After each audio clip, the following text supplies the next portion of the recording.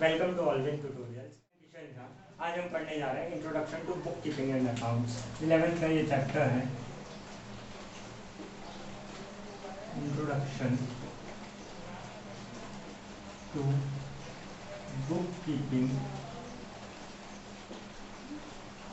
And accountancy.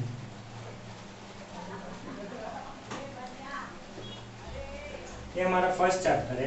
अभी just आपने 10th पास किया होगा। अगर आपने कॉमर्स सिलेक्ट किया तो आपके लिए फर्स्ट चैप्टर होगा।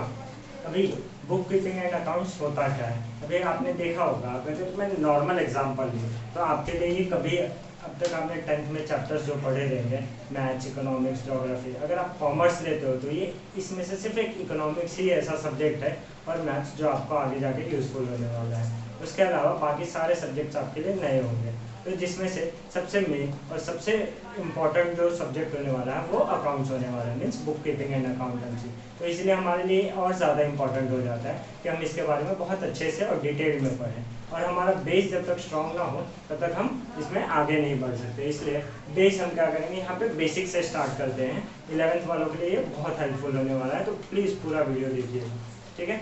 अब बुक कीपिंग होता क्या है, पहले मैं बुक कीपिंग के बारे में ना बता के नॉर्मल एग्जांपल से कैरी ऑन करता हूँ, ठीक है।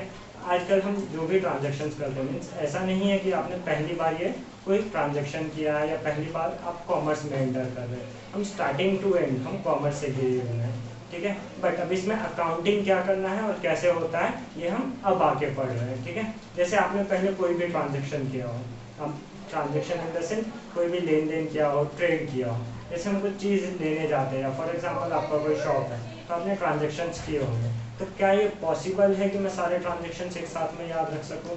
नहीं। इन नॉर्मल लाइफ अगर आपके पास कोई एक ट्रांजेक्शन है, दो ट्रांजेक्शन है तो शायद आप याद रखें। बट अगर आप कोई बिजनेसमैन है या कोई शॉपकीपर है तो आपके लिए सारे ट्रांजेक्शन्स याद रखना बहुत डिफिकल्ट है या ऑलमोस्ट इम्पॉसिबल है। तो उस केस में हम क्या करेंगे, सारी चीज़ें तो हम याद नहीं रख सकते। यहाँ से जन्म हुआ अकाउंटेंसी का, बुक कीपिंग का। मीन्स हम क्या करते हैं, उसके लिए रिकॉर्ड्स मेंटेन करते हैं, और वो रिकॉर्ड्स जो हम मेंटेन करते हैं उसी को हम क्या बोलते हैं, बुक कीपिंग एंड अकाउंटेंसी। तो हर एक चीज़ के क्या होते हैं, कुछ एडवांटेजेस होते हैं। अब वो एडवांटेजेस या फीचर्स अगर मैं देखने जाऊँ तो मैं वो आपको एग्जांपल्स के साथ एक्सप्लेन करने वाला हूँ। तो सबसे पहले हम देखते हैं बुक कीपिंग आया कहाँ से और होता क्या है। फिर तो मैंने आपको डिटेल में ऐसे थोड़ा सा रफ एग्जांपल दिया। तो book keeping is related with money related transactions. Book keeping is related with money related transactions.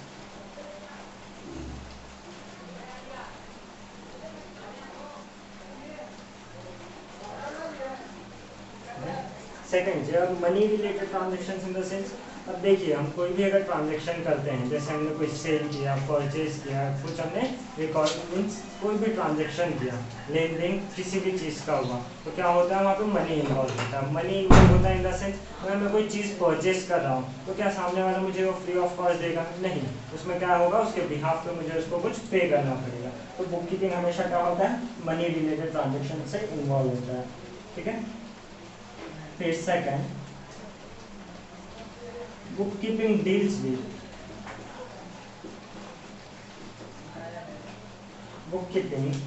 with activities involving exchange of money. Bookkeeping deals with involving exchange of money or money's worth. Exchange of money or money's worth. तो ये हमेशा possible नहीं है कि हम money दें, या फिर ये हर वक्त ऐसा ज़रूरी नहीं है कि हम क्या करें, कोई सामान या उसके बदले में पैसा ही दें। हो सकता है हम दो शॉपकीपर हो, ठीक है, मैं भी एक शॉपकीपर हूँ और जिससे मैं कुछ परचेज कर रहा हूँ वो भी क्या है, एक शॉपकीपर है। तो मैं क्या कर सकता हूँ, उसको मेरे गुड्स की रिक्वायरमेंट हो सकती है, मुझे उसके गुड्स की रिक्वायरमेंट हो सकती है। तो हम एक्सचेंज में क्या कर सकते हैं, सेम वैल्यू के गुड्स भी एक्सचेंज कर सकते हैं। तो ये क्या हो गया, मनीज वर्थ हो गया। आप ऐसा समझ सकते हैं, फॉर एग्जांपल कोई 1000 रुपये का गुड्स था, तो वो 1000 रुपये क्या किया, मैंने गुड्स के बदले में गुड्स दे दिया।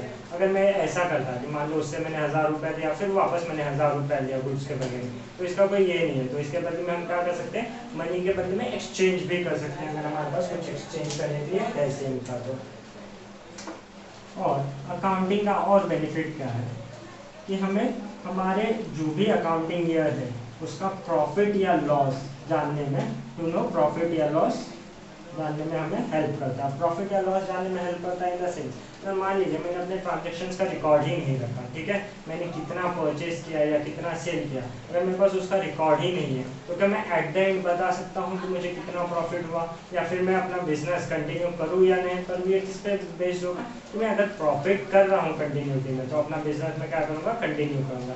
बट इन केस अगर मैं लॉस में हूँ तो क्या सेम बिजनेस कंटिन्यू करूँगा, और लॉस में आप कितने दिन तक बिजनेस कंटिन्यू कर सकते हो, ठीक है। तो हमें क्या करना पड़ेगा, अपने जो भी ट्रांजेक्शन है उसका क्या करना पड़ेगा, एक प्रॉपर रिकॉर्डिंग रखना पड़ेगा। अगर मेरे पास प्रॉपर रिकॉर्ड है तो मैं बता सकता हूँ कि मुझे वो बिजनेस में प्रॉफिट हो रहा है या लॉस हो रहा है।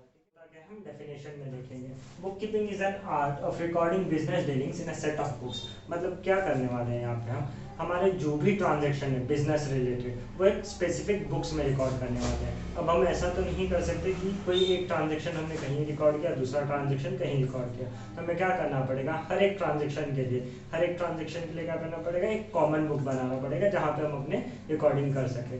Common book in the sense ऐसा नहीं कि मैं एक ही जगह पे सारे ट्रांजैक्शन एक ही जगह लिखने वाला हूँ, बट कैसा, बुक एक रहने वाला है, वहाँ पे मैं अकाउंट्स अलग अलग बनाऊंगा, और वो कैसे बनाते हैं हम फर्दर के वीडियोस में देखेंगे। बट फिलहाल यहाँ पे हमें क्या करना है, एक सेट ऑफ बुक्स बनाना है जिसमें बहुत सारे अकाउंट्स होंगे, ठीक है, और उसमें हम रिकॉर्ड क्या करेंगे, अपने बिजनेस रिलेटेड जो भी ट्रांजेक्शन रहेंगे वो सारे ट्रांजेक्शन वहाँ रिकॉर्ड करने वाले हैं। और बुक कीपिंग का एक आर्ट है इन द सेंस हमें इसे मेंटेन रखना पड़ेगा, इसे बहुत अच्छी तरीके से मेंटेन रखना पड़ेगा ताकि हमें फ्यूचर में कोई तकलीफ ना हो, ठीक है। अब इसके फीचर्स क्या क्या है, method of recording day to day transaction. तो method of recording day to day transaction का मीनिंग क्या है, हमारे जो भी डेली के ट्रांजेक्शन है वो हम सेम डे पे रिकॉर्ड करते जाएंगे। एक स्पेसिफिक मेथड है जिसको हम अकाउंट्स बोल सकते हैं, ठीक है। Second, only financial transactions are recorded, जो सिर्फ मनी रिलेटेड ट्रांजेक्शंस होंगे उसी की रिकॉर्डिंग हम यहाँ से बुक कीपिंग एंड अकाउंटेंसी में करने वाले हैं। Prepare for specific period which are useful for future reference, मतलब हम क्या करने वाले हैं यहाँ पे, एक specific period in the sense हम अकाउंटिंग ईयर बोल सकते हैं। देखिए जैसे हमारा कैलेंडर ईयर होता है,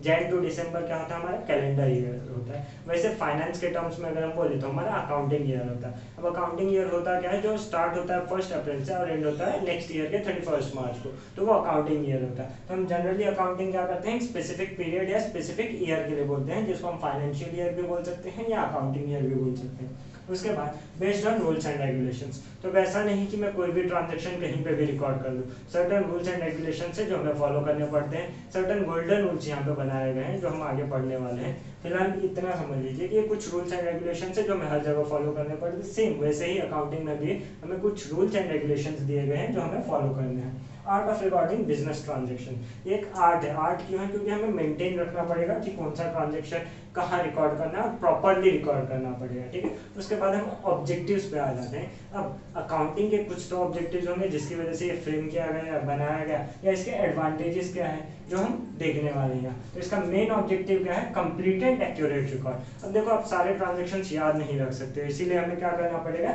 एक बुक्स में उसको रिकॉर्ड करना पड़ेगा। तो उससे हमें बेनिफिट क्या मिलेगा कि हमारे पास सारे ट्रांजेक्शन्स के रिकॉर्ड भी होंगे और वो एक्यूरेट भी होंगे। अब मैं याद रख के कितने ट्रांजेक्शन्स याद रखूंगा, कितने अमाउंट याद रखूँ, बट अगर वो रिकॉर्ड में मेंटेन्ड है तो वो एक्यूरेट भी होगा, प्लस ट्रांजेक्शन्स भूलने के चांसेस भी ना के बराबर या बहुत कम हो जाएंगे। Second, date and account wise transactions, ठीक है।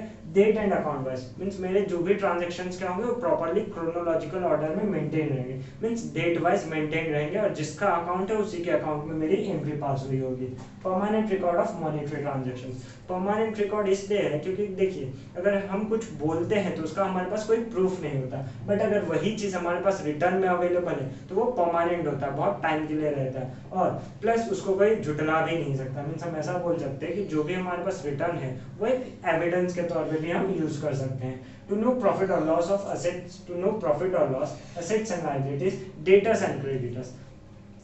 अगर हम बिजनेस कर रहे हैं तो हमारे लिए बहुत जरूरी हो जाता है कि हम बिजनेस में प्रॉफिट अर्न कर रहे हैं या लॉस गेन कर रहे हैं, ठीक है। तो हमें प्रॉफिट हो रहा है या लॉस हो रहा है वो पता करना बहुत जरूरी हो जाता है। अब अगर मैं प्रॉफिट में हूँ तब तो ठीक है, मुझे कोई दिक्कत नहीं है, मैं बिजनेस कंटिन्यू कर सकता हूँ, बट इन केस अगर मैं लॉस में हूँ तो मुझे देखना पड़ेगा कि मैं कितने दिन तक लॉस बेयर कर सकता हूँ या कितने टाइम तक मैं वो लॉस बेयर करके अपना बिजनेस रन कर सकता हूँ। अगर मुझे एक्सपेक्टेशन है कि मैं फ्यूचर में प्रॉफिट जनरेट कर लूंगा तो मैं क्या करूंगा, वो बिजनेस कुछ दिनों तक रन करूंगा ताकि फ्यूचर में मैं प्रॉफिट जनरेट कर लूंगा। बट इन केस अगर मुझे कोई होप ही नहीं है कि मैं फ्यूचर में प्रॉफिट अर्न कर सकता हूँ, तो क्या कोई चाहेगा कि लॉस मेकिंग बिजनेस को कंटिन्यू करे? तो नहीं। तो ये हमें कहाँ से पता चलेगा? जब हमारे पास प्रॉपर रिकॉर्ड रहेगा। Assets and liabilities. Assets and liabilities क्या होता है? जैसे देखिए बिजनेस के लिए आपने कोई चीज़ खरीदी इन द सेंस, जैसे फॉर एग्जांपल मैं छोटे सा शॉप का एग्जांपल लेता हूँ कि अगर मैं एक शॉप खोलने जा रहा हूँ तो मुझे क्या क्या लगेगा। सबसे पहले तो मुझे फर्नीचर लगेगा। तो फर्नीचर क्या हुआ? फर्नीचर क्या मैं डीलिंग्स करने वाला हूँ? नहीं। तो अभी मैं फिलहाल इतना शॉर्ट में समझा रहा हूँ कि हमारे बिजनेस से रिलेटेड जो भी चीज़ें हम यूज़ करेंगे जो लॉन्ग टर्म बेसिस पे होगा उसको हम असेट्स बोल सकते हैं। असेट्स के बारे में हम डिटेल में पढ़ने वाले हैं, बट यहाँ पे समझ लीजिए जैसे वो एग्जाम्पल मैंने आपके लिए दिया, तो एक शॉप के लिए वो फर्नीचर क्या हुआ? असेट हुआ। वैसे ही लाइबिलिटीज होती है। लाइबिलिटीज क्या होती है? जो हमें पे करनी होती है। Debtors and creditors. डेटर्स वो बंदा होता है जिसको हमने कुछ उधार में दिया होता है। क्रेडिटर्स वो होता है जिससे हमने कुछ परचेस किया रहता है, हमें पे करना होता है। To know current year's progress and compare financial result. अब आपका बिजनेस ऑलरेडी पहले से चलते आ रहा है, तो ये अकाउंट्स आपकी क्या हेल्प करेगा? अकाउंट्स आपको हेल्प करेगा कि आप क्या कर सकते हो। एक तो करंट ईयर में आपने कितना प्रॉफिट या लॉस किया है, या करंट ईयर में आपका कितना प्रोग्रेस हुआ वो आप पता कर सकते हो, या फिर आप ये भी पता कर सकते हो कि पिछले कंपेयर कर सकते हो कि पिछले ईयर मैंने इतना मेंटेन किया था या इतना प्रॉफिट अर्न किया था, इस ईयर मुझे कितना प्रॉफिट या लॉस हो रहा है। ठीक है, तो ये आप कहाँ से पता कर सकते हो? Book keeping and account importance पे कि अकाउंटिंग का इंपॉर्टेंस क्या है। ठीक है, तो records not possible to remember all transactions. अब अभी भी मैंने आपको बताया था कि हम डे टू डे अगर मैं बिजनेस मैन हूँ तो मैं एक दिन में कितने ट्रांजेक्शन्स करता हूँ उस पर कोई लिमिट नहीं होता। फॉर एग्जांपल अगर मैं 100, 200, 500 ट्रांजेक्शन्स कर रहा हूँ तो ये पॉसिबल ही नहीं है कि मैं सारे 500 के 500 ट्रांजेक्शन एकदम से याद रख सकूँ। तो ये हमारी अकाउंटिंग हेल्प करता है कि हम सारे ट्रांजेक्शन यहाँ मेंटेन रख सकें। ठीक है, फाइनेंशियल इन्फॉर्मेशन। अब फाइनेंशियल इन्फॉर्मेशन मीन्स क्या होता है? जैसे हमने जो भी पैसा खर्च किया है या बिजनेस पे जो भी ट्रांजेक्शन्स हुए हैं उसमें हमने कहाँ पैसा खर्च किया, किस चीज़ पे खर्च किया, वो हमें बुक कीपिंग से पता चल जाता है। तो यहाँ से हमें हमारे बिजनेस में क्या प्रॉफिट या लॉस हुआ है, क्या असेट्स एंड लायबिलिटीज हमारे पास मेंटेन्ड है, या मैंने कितना का इन्वेस्टमेंट किया है, कितने का स्टॉक मेंटेन्ड है, मेरे पास डेटर्स कितने हैं, क्रेडिटर्स कितने हैं, वो सब मैं यहाँ से बुक कीपिंग एंड अकाउंटेंसी से पता कर सकता हूँ। उसके बाद डिसीजन मेकिंग, ये मैनेजमेंट को हेल्प करता है डिसीजन मेकिंग में। अभी जस्ट मैं आपको थोड़े टाइम पहले बताया था कि अगर कोई बिजनेस में कंटिन्यू लॉस में कर रहा हूँ तो मैं कितने दिन तक कर सकता हूँ? ज़्यादा से ज़्यादा जब तक मैं वो फाइनेंशियल लॉस बेयर कर पाऊंगा। तो ये डिसाइड किस बेसिस पे होगा कि मेरा बुक्स ऑफ अकाउंट्स क्या बताता है, मेरे बुक्स ऑफ अकाउंट्स में प्रॉफिट दिख रहा है या लॉस दिख रहा है। अगर मेरे बुक्स ऑफ अकाउंट्स में प्रॉफिट दिख रहा है तो मैनेजमेंट उस बेसिस पे डिसाइड करेगा कि मुझे बिजनेस कंटिन्यू करना है या नहीं करना है। लॉस दिख रहा है तो मैनेजमेंट उस बेसिस पे डिसाइड करेगा। तो ये मुझे डिसीजन मेकिंग में भी हेल्प करता है बुक कीपिंग एंड अकाउंटेंसी। उसके बाद control the activities of business transactions. अब बिजनेस ट्रांजैक्शंस के एक्टिविटीज कैसे कंट्रोल करता है? जैसे अभी मुझे कितना परचेस या सेल करना है वो मुझे बुक कीपिंग से पता चल सकता है। वो कैसे? फॉर एग्जांपल मेरे पास ऑलरेडी स्टॉक में अगर कोई सामान पड़ा हुआ है तो क्या मैं उसको वापस से परचेस करूंगा? नहीं। क्यों? क्योंकि ऑलरेडी वो मेरे पास स्टॉक में है, स्टॉक में अवेलेबल है। ये हर बार फिजिकली जाके चेक करना पॉसिबल नहीं होता, तो वो मुझे कहाँ से पता चल जाएगा? बुक कीपिंग से पता चल जाएगा। मेरे बुक्स में दिखेगा कि इतनी चीज़ें मेरे पास स्टॉक में अवेलेबल है। उसके बाद evidence in court of law in case of disputes. अगर डिस्प्यूट हो गया, डिस्प्यूट मीन्स मेरे और मेरे क्रेडिटर के बीच में या मेरे डेटर के बीच में कोई डिस्प्यूट हो गया, मतभेद हो गया, तो हम क्या कर सकते हैं? बुक कीपिंग का सहारा ले सकते हैं और एज अ एविडेंस प्रूव कर सकते हैं जहाँ पे भी हमें इसकी रिक्वायरमेंट होगी। इन केस ऑफ कोर्ट या कहीं पे भी अगर हमें प्रेजेंट करना पड़ा तो हमारे पास एक प्रॉपर रिकॉर्ड मेंटेन होगा जो हम क्या कर सकते हैं? कोर्ट में प्रेजेंट कर सकते हैं। फिर टैक्स लायबिलिटी। अब मैंने कितना इनकम अर्न किया है, मैं ओरली अगर गवर्नमेंट को बोलूँगा तो क्या गवर्नमेंट मुझ पर बिलीव करेगा? तो आंसर होगा नहीं, क्योंकि गवर्नमेंट भी बोलेगा ना तुम्हारे पास कोई प्रॉपर ट्रांजेक्शन का रिकॉर्ड होना चाहिए। अब मैं तो हमेशा चाहूँगा कि मुझे कम टैक्स पे करना पड़े, तो उस केस में मैं कम इनकम बताऊँगा। बट अगर मेरे पास रिकॉर्ड मेंटेन होगा तो मेरा एक्चुअल इनकम कितना है वो मैं बता सकता हूँ। तो टैक्स लायबिलिटी पे करने में भी ये हमारी हेल्प करता है। उसके बाद आ जाते हैं यूटिलिटी या यूज बाय। अब बुक्स ऑफ अकाउंट्स यूज कौन करता है? तो सबसे पहले तो ओनर के लिए बहुत यूजफुल है। अब ओनर के लिए कैसे यूजफुल है ये हमने यहाँ पे देखा कि हमें प्रॉफिट एंड लॉस का पता चल सकता है, असेट्स एंड लायबिलिटीज का पता चल सकता है, हमारे कितने डेटर्स या क्रेडिटर्स है उसका पता चल सकता है, मेरा बिजनेस प्रॉपरली रन हो रहा है या नहीं हो रहा है वो मुझे बुक्स ऑफ अकाउंट से पता चल सकता है। तो ये ओनर के लिए तो यूजफुल है। मैनेजमेंट के लिए कैसे यूजफुल है ये भी हमने अभी देखा कि डिसीजन मेकिंग में मैनेजमेंट को हेल्प करता है। अब इन्वेस्टर, इन्वेस्टर क्या होता है, जैसे फॉर एग्जांपल मेरी कंपनी है और मेरे कंपनी में हो सकता है कि किसी और ने भी पैसा लगाया हो, तो उसको हम क्या बोलेंगे, इन्वेस्टर बोलेंगे। अब मेरी कंपनी में कोई फ्री ऑफ कॉस्ट तो पैसा लगाएगा नहीं, अगर मैं प्रॉफिट मेकिंग कंपनी हूँ तो ही कोई मेरे पे पैसा लगाएगा। तो मैं प्रॉफिट मेकिंग हूँ या लॉस मेकिंग हूँ, ये कहाँ से पता चलेगा, तो बुक कीपिंग से पता चलेगा। उसके बाद गवर्नमेंट, अभी अभी हमने देखा कि टैक्स लाइबिलिटी के लिए, तो गवर्नमेंट के लिए भी ये यूजफुल होता है कि टैक्स लाइबिलिटी हम कितना पे करें वो अकाउंटिंग ट्रांजेक्शन से पता चल जाता है। कस्टमर्स, अब कस्टमर्स के लिए कैसे बेनिफिशियल होता है, अब कस्टमर्स को अगर पता होगा कि मैं कितने कॉस्ट पे ये चीज़ बना रहा हूँ या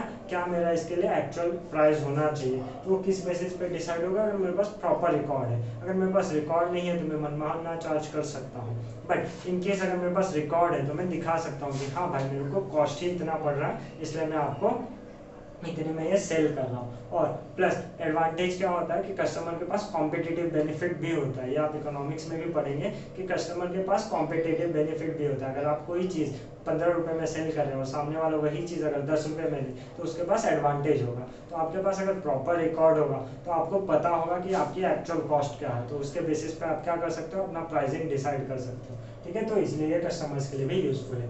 लेंडर्स, लेंडर्स मीन्स क्या होता है, जिनसे हमने पैसा लिया है। पैसा लिया आप तो बोलोगे सर आपने बोला था इन्वेस्टर्स भी होते हैं, तो इन्वेस्टर्स वो होते हैं जो हमारी कंपनी में इन्वेस्ट करते हैं। लेंडर्स वो होते हैं जिनसे हमने कुछ सामान मीन्स इस पे लिया रहता है, कर्ज पे लिया रहता है। जैसे मैं किसी को सेल करूंगा तो ये हमेशा पॉसिबल नहीं है कि कैश में ही सेल करूंगा, क्योंकि मेरा पहचान वाला है तो हो सकता है मुझे 10 दिन 5 दिन या 1 महीने का उसको उधारी देना पड़े, तो उस केस में क्या हो जाएगा, वो मेरा डेटर हो जाएगा। सेम चीज़ बिजनेस में हमेशा पॉसिबल नहीं होता कि मेरे पास फंड्स अवेलेबल हो, पैसा अवेलेबल हो, तो उस केस में मुझे भी किसी न किसी से उधार लेना पड़ेगा सामान, तो वो क्या हो जाएगा, मेरे लिए लेंडर हो जाएगा। तो अब क्या वो मुझे फ्री ऑफ कॉस्ट देने वाला है या ऐसे ही मुझे दे देगा, मैं जाऊँगा उसके पास कि भाई मेरे पास अभी पैसा नहीं है तो मुझे सामान दे दे, तो क्या वो मुझे ऐसे ही दे देगा, नहीं। तो मेरा बुक्स ऑफ अकाउंट्स देखेगा या मेरे पीछे के रिकॉर्ड्स देखेगा कि अगर मेरे पीछे के रिकॉर्ड्स क्लीन है, मैं अपने लेंडर्स को बराबर टाइम पे पैसा दे पाता हूँ, तो ही वो क्या करेगा, मुझे नया उधारी देगा। तो उसके बेसिस पे क्या करेगा, वो बुक्स ऑफ अकाउंट्स हमें वहाँ पे भी हेल्प करता है। बैंक्स, अब बैंक्स कैसे यूज़ करता है हमारा डेटा या इन्फॉर्मेशन, फॉर एग्जांपल अगर मुझे किसी बिजनेस के लिए लोन की रिक्वायरमेंट है, तो क्या मैं ऐसे ही अपना बिजनेस लेके जा मीन्स बिजनेस कैसे प्रेजेंट करूँगा, तो बुक्स ऑफ अकाउंट्स के थ्रू कि हाँ भाई मैं पिछले 2 साल से 3 साल से या 5 साल से बिजनेस कर रहा हूँ, मुझे उसमें प्रॉफिट हो रहा है, बट मुझे अपना बिजनेस एक्सपांड करना है या किसी रीज़न की वजह से मुझे कहीं और शिफ्ट करना है, तो मुझे कुछ फंड्स की रिक्वायरमेंट है। तो बैंक मुझे किस बेसिस पे देगा, जो भी मेरा बुक्स ऑफ अकाउंट्स प्रेजेंटेबल रहेगा उसके बेसिस पे क्या होगा, मुझे लोन प्रोवाइड करेगा। ठीक है, तो आज का जो इंट्रोडक्शन वीडियो था ये हम यहीं ख़त्म करते हैं। उसके बाद हम नेक्स्ट वीडियोस में देखेंगे कि अकाउंटिंग होता क्या है या फिर क्लासिफिकेशन ऑफ अकाउंट्स क्या। वीडियो पसंद आया है तो वीडियो लाइक कीजिए, चैनल को सब्सक्राइब कीजिए और हो सकता है तो अपने फ्रेंड्स के साथ शेयर भी कीजिए। Thanks guys for watching.